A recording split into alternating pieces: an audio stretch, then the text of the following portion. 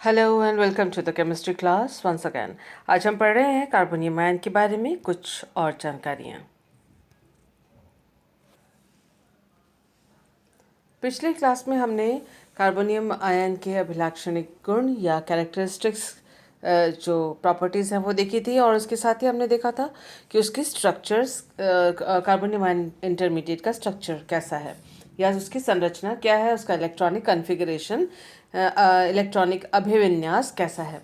आज हम पढ़ते हैं फॉर्मेशन ऑफ कार्बोनियम आयन, यानी कार्बोनियम आयन के प्रिपरेशन के कुछ मेथड्स, कुछ विधियां जिसके द्वारा कार्बोनियम आयन मध्यवर्ती का निर्माण किया जा सकता है या होता है।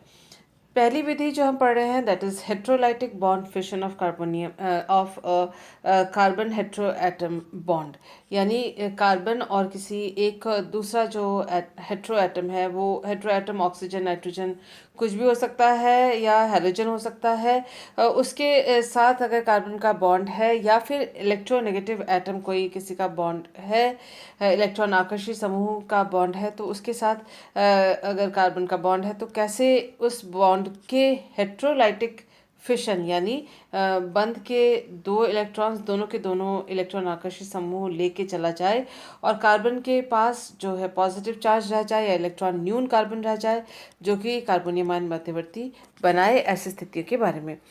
तो देखिए, सबसे पहले हमने एक एग्जाम्पल, जनरल एग्जाम्पल लिया है, जैसे आर एक्स का नाम दिया है, और यहाँ एक्स जो है वो एसिटेट ग्रुप है। बॉन्ड की हेट्रो एटम की जगह यहाँ पर एक इलेक्ट्रॉन आकर्षी समूह है। इसके अलावा वो इलेक्ट्रॉन आकर्षी समूह जो है पैरानाइट्रोबेंजॉइड भी हो सकता है, ट्राइफ्लोरोएसिटेट भी हो सकता है, इत्यादि इत्यादि। कुल मिलाकर ऐसे समूह जो प्रबल इलेक्ट्रॉन आकर्षी हैं, और कार्बन और उन समूह के बीच में जो बंध होता है उसके इलेक्ट्रॉन्स वो समूह अपनी ओर आकर्षित कर लेते हैं, और सॉल्वोलाइसिस यानी सॉल्वेंट के मदद के द्वारा ये जो बॉन्ड है कार्बन और उस इलेक्ट्रोनेगेटिव या इलेक्ट्रॉन आकर्षी समूह के बीच में, वो बॉन्ड हेट्रोलाइटिक फिशन के द्वारा टूट जाता है।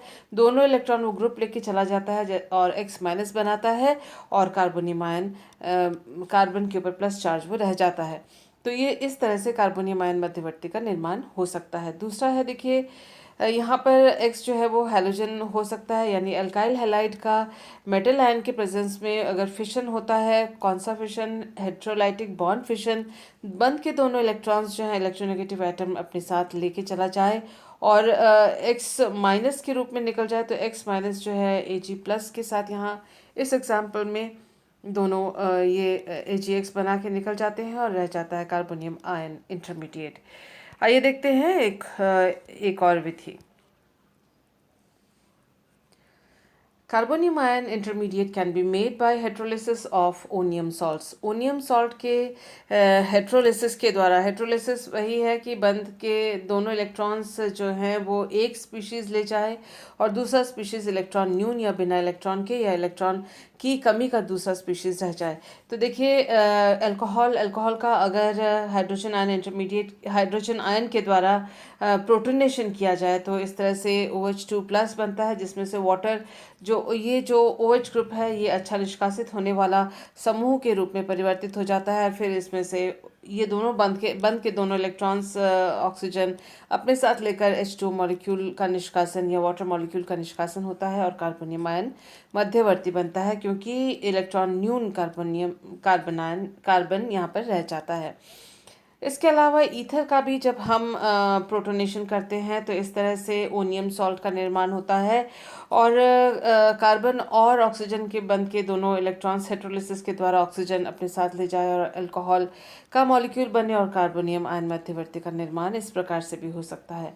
एमीन्स का भी प्रोटोनेशन किया जा सकता है, और इस तरह से ओनियम सॉल्ट बनता है। इस बंध का हाइड्रोलिसिस होता है, दोनों इलेक्ट्रॉन्स इस बंध के नाइट्रोजन अपने साथ ले जाता है, एमोनिया मॉलिक्यूल बनता है और रह जाता है कार्बोनियम आयन इलेक्ट्रॉन न्यून स्पीशीज।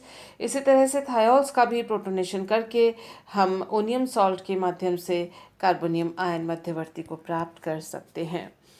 आइए देखते हैं एक और मेथड जिसके द्वारा कार्बोनियम आयन मध्यवर्ती का निर्माण हो सकता है। डायजोनियम सॉल्ट, डायजोनियम लवण का इस्तेमाल करके।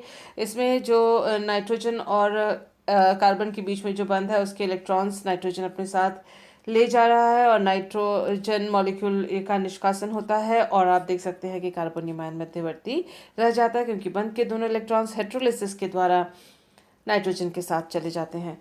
Bye protonation of carbonyl compounds, carbonyl यौगिक जिसमें ऑक्सीजन जो है वह इलेक्ट्रोनेगेटिव या विद्युत ऋणी है, पाई बंध के दोनों इलेक्ट्रॉन्स वह अपनी ओर आकर्षित कर लेता है ऑक्सीजन, जिसकी वजह से कार्बन जो है वो इलेक्ट्रॉन न्यून हो जाता है, और आप देख सकते हैं कि ऑक्सीजन इलेक्ट्रॉन धनी हो जाता है। इलेक्ट्रॉन धनी होने की वजह से, इलेक्ट्रॉन रिच होने की वजह से हाइड्रोजन उसके ऊपर आक्रमण करता है और OH बंध बनाता है, और यहाँ पर देख सकते हैं कि ऑक्सीजन के ऊपर प्लस चार्ज है, लेकिन ऑक्सीजन क्योंकि इलेक्ट्रोनेगेटिव है और कार्बन इलेक्ट्रोपॉजिटिव है, इसीलिए इस बंध के पाई बंध के दोनों इलेक्ट्रॉन ऑक्सीजन अपनी ओर ले लेता है। ये डबल बॉन्ड सिंगल बॉन्ड में परिवर्तित हो जाता है, और जो प्लस चार्ज है वो कार्बन के ऊपर आ जाता है, क्योंकि कार्बन के पास अब रह जाते हैं 3 बंध, जबकि यहाँ थे 4 बंध। इस प्रकार से भी कार्बोनियम आयन मध्यवर्ती का निर्माण हो सकता है। By protonation of alkenes, alkene के प्रोटोनीकरण के द्वारा भी कार्बोनियम आयन मध्यवर्ती का निर्माण होता है।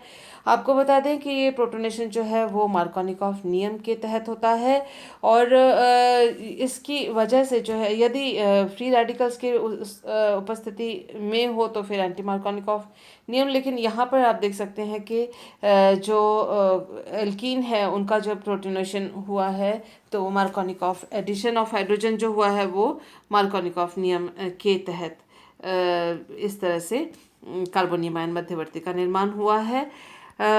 इस प्रकार ये सारे कुछ मेथड्स हैं जिसके द्वारा कार्बोनियम आयन मध्यवर्ती को प्राप्त कर सकते हैं। आइए देखते हैं रिएक्शंस ऑफ कार्बोनियम आयन। तो देखिए, कार्बोनियम आयन जो बनता है वो क्योंकि इलेक्ट्रॉन न्यून स्पीशीज है, उसमें किसी भी इलेक्ट्रॉन रिच या न्यूक्लियोफाइल का आक्रमण हो सकता है और दोनों के बीच में बंध बन सकते हैं। फॉर एग्जांपल आप देख सकते हैं कि ये कार्बोनियम आयन मध्यवर्ती है। यहाँ पर कोई भी हैलोजन OH-X- कोई भी जो आयन है वो उसके साथ बॉन्ड बना सकता है, इस तरह से न्यूट्रल मॉलिक्यूल उत्पाद के रूप में प्राप्त होता है। इसके अलावा कार्बोनियम आयन में अगर निकटवर्ती कार्बन पर हाइड्रोजन प्रेजेंट है तो उस निकटवर्ती हाइड्रोजन यानी बीटा हाइड्रोजन के एलिमिनेशन या विलोपन के द्वारा, क्योंकि यहाँ से एक हाइड्रोजन चला जाएगा और तो H+ के रूप में, और अपने जो कार्बन हाइड्रोजन बंध के इलेक्ट्रॉन जो है वो कार्बन और कार्बन में शिफ्ट हो जाते हैं, और हाइड्रोजन जो है इलेक्ट्रॉन के बगैर H+ के रूप में निष्कासित या विलोपित हो जाता है, जिससे कि एल्कीन बनता है और प्रोटॉन बाय प्रोडक्ट के रूप में प्राप्त होता है। Rearrangement reactions to yield more stable carbonium ions, इसके अलावा एक और रिएक्शन है कार्बोनियम आयन का जिसमें रीअरेंजमेंट या पुनर्विन्यास होता है, इस प्रकार से कि कम स्थायी कार्बोनियम आयन से ज़्यादा स्थायी लेस स्टेबल कार्बोनियम आयन से मोर स्टेबल कार्बोनियम आयन हमें प्राप्त होता है। आप देख सकते हैं this is primary carbonium ion 1,2 shift हुआ इस एल्काइल ग्रुप्स का 1,2, क्योंकि इस कार्बन से निकटवर्ती कार्बन 1 नंबर कार्बन से 2 नंबर कार्बन, यहाँ 1 और 2 जो है जो वो IUPAC के हिसाब से नहीं है, IUPAC के अनुसार नहीं है, ये क्रियाविधि को समझाने के लिए है।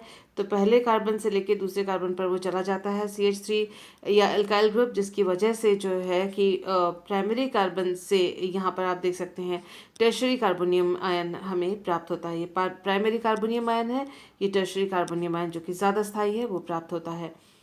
इसी प्रकार से आप देख सकते हैं कि ये जो हाइड्रोजन है, हाइड्रोजन का भी, हाइड्राइड आयन का भी शिफ्ट हो सकता है, जैसे यहाँ पर एल्काइल एनायन का शिफ्ट हुआ था, उसी तरह से यहाँ पर H- का शिफ्ट हुआ है। तो ये हाइड्रोजन अगर यहाँ शिफ्ट हो जाता है तो CH2 की जगह यहाँ CH3 प्राप्त हुआ, और पॉजिटिव चार्ज जो है इस कार्बन के ऊपर आ गया, जो कि टर्शरी कार्बोनियम आयन है। यहाँ ये प्राइमरी कार्बोनियम आयन था, ये हाइड्रोजन शिफ्ट हुआ, और आप देख सकते हैं कि इलेक्ट्रॉन्स के साथ शिफ्ट हुआ है ये, और प्लस चार्ज यहाँ पर शिफ्ट हो जाता है, यहाँ से यहाँ प्लस चार्ज आ जाता है। तो इस तरह से रीअरेंजमेंट के द्वारा भी नए कार्बोनियम आयन बन जाते हैं, वो भी कार्बोनियम आयन इंटरमीडिएट का एक रिएक्शन है। इंटरनल एल्काइलेशन ऑफ C+C, अगर किसी भी श्रृंखला में, कार्बन श्रृंखला में एक तरफ कार्बन C+ कार्बोनियम आयन है और दूसरी संरचना में दूसरे कहीं पर 4 या 5 कार्बन की दूरी पे 1 2 3 4 4 या 5 कार्बन की दूरी पर अगर कोई डबल बॉन्ड है तो ऐसी स्थिति में भी देखिए इंटरनल इस तरह से इलेक्ट्रॉन ट्रांसफ़र होता है और बॉन्ड फॉर्मेशन होता है, जिसकी वजह से देखिए इस कार्बन और इस कार्बन के बीच में बॉन्ड बन गया इस पाई बॉन्ड के इलेक्ट्रॉन्स के द्वारा। पाई बॉन्ड का जो इलेक्ट्रॉन है इन दोनों कार्बन के बीच में शिफ्ट हो जाता है और ये वाला जो कार्बन है उसके ऊपर प्लस चार्ज आ जाता है और इस तरह से रिंग फॉर्मेशन या इस तरह से वलय का निर्माण होता है। वलय वाला जैसे एक उत्पाद हमें प्राप्त होता है। फ्रैगमेंटेशन ऑफ कार्बन चेन का अगर फ्रैगमेंट या टुकड़े टुकड़े हो जाते हैं, उसके 2 पीसेस हो जाते हैं, जिसकी वजह से एक साइड जो होता है वो डबल बॉन्ड लिए हुए होता है असंतृप्त श्रृंखला, और दूसरी जो श्रृंखला है उस पे कार्बोनियम आयन मध्यवर्ती का निर्माण हो जाता है।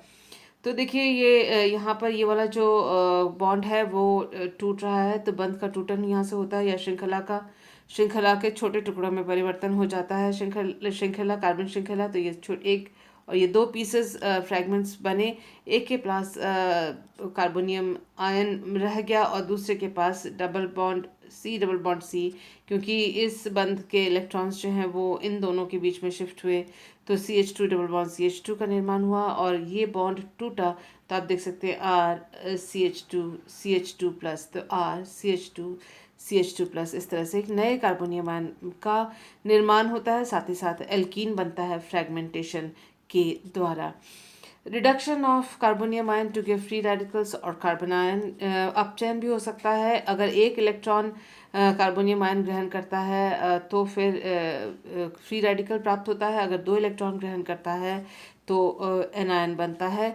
निर्भर करता है कि हम किस प्रकार का रिड्यूसिंग एजेंट या अपचायक का इस्तेमाल कार्बोनियम आयन को अपचयित करने के लिए या रिड्यूस करने के लिए यूज़ करते हैं।